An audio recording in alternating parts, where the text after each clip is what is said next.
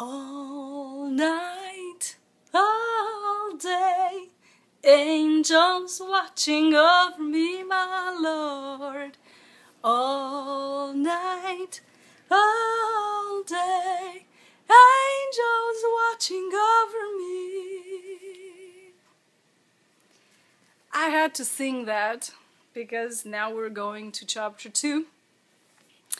And good Lord, I remember now why I didn't want to do this again.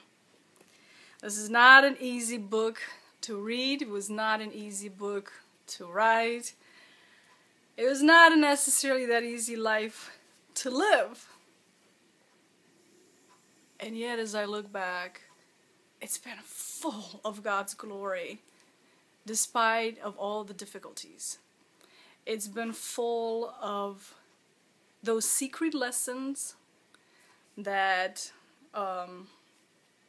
they come with pain. They don't come when you're having fun necessarily, but they come with pain.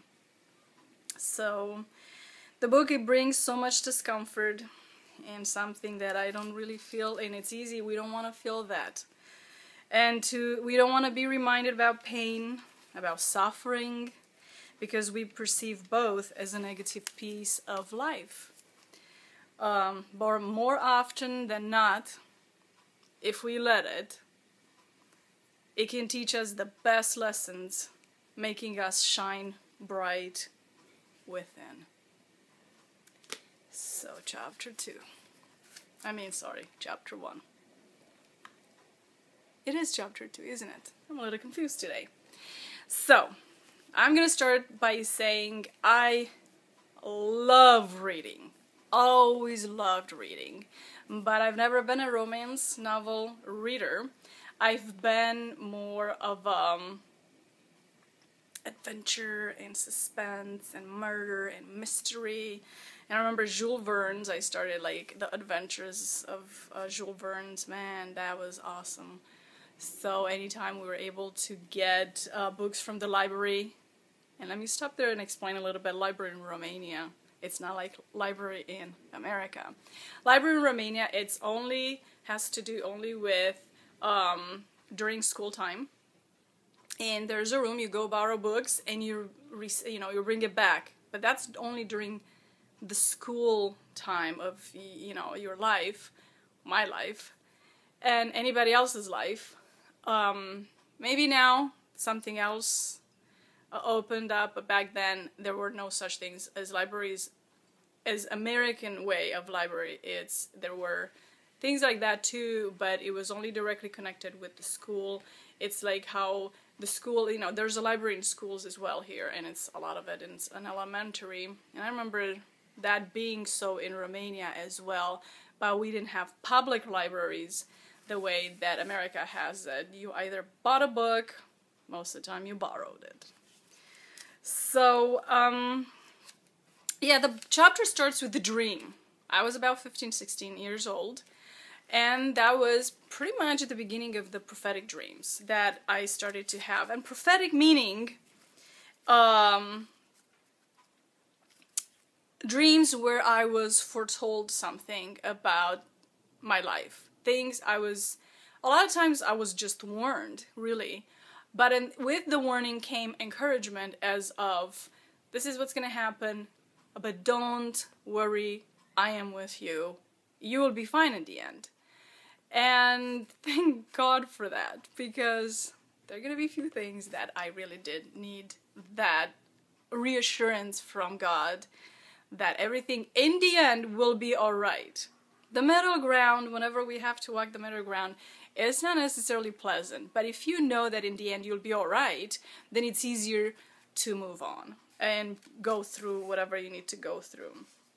I wanted to mention that Alin and I were born in the city of Botoșani, which is the part of Moldova that belongs to Romania, is the country, not Moldova, that was taken by Russia, but now it's actually an independent country. It's its own country. So, yeah, I was very, very, very, very, very close with Sergio and Alin. The three of us. I think I've mentioned this before. I'll probably mention again because it's a very important piece of my life. And So that was awesome. We really, you know, stuck together. So, but yeah, starting with Sergio, everybody, all my siblings were born actually in Hunedoara city, where I grew up, which is part of Transylvania region. So it's a region. So many nights, I remember I was sneaking in the hallway reading under that, you know, light bulb, you know, one single light bulb that I described. A lot of times they had to do with novels that I had to read for school. But there's also recreational novels, and I had to read like that, and I'm not sure how much my other brothers and sisters read, but if they wanted to, most likely they had to do the same thing. We had to sneak after my father went asleep, because I don't know why, for some reason, I don't know why Dad got intimidated seeing us reading. He was only fine if we worked 24/7, but if we tried to read or take a break or something like that, for some reason that was not okay with him. So, and I'm sure it has to do something with the way he was raised. He really didn't have an easy upbringing, and I may go into it as the book moves along, but he really didn't have an easy childhood.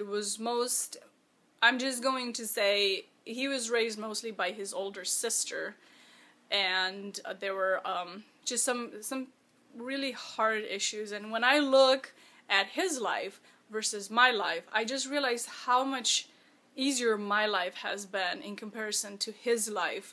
So as a new generation, I feel like God's blessing was upon us, even more so. And it feels like we went through a lot, but looking back to his life, I feel like we didn't go through as much or as hard.